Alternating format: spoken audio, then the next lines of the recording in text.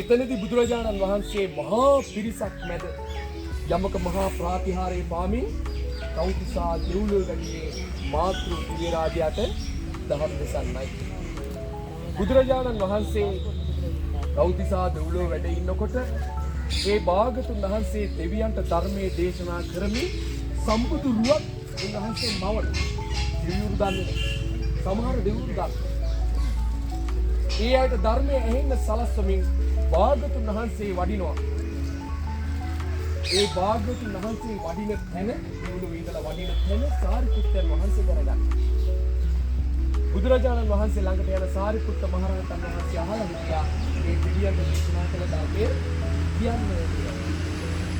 සාරිපුත්ත මහ රහතන් වහන්සේගේ පෙරැත්ත නිසාම භාගතුන් වහන්සේ හෙළිදරව් කළා. දීර්ඝ ලෙස දේශනා කරන ඒ ධර්මයේ හකුලවල කියනකොට සාරිපුත්තයන් වහන්සේ ඒ විස්තර විභාග වශයෙන් දරාගත්තා. ඒ තමයි වර්තමානයේ අහන්න තියෙන්නේ අභිධර්මය.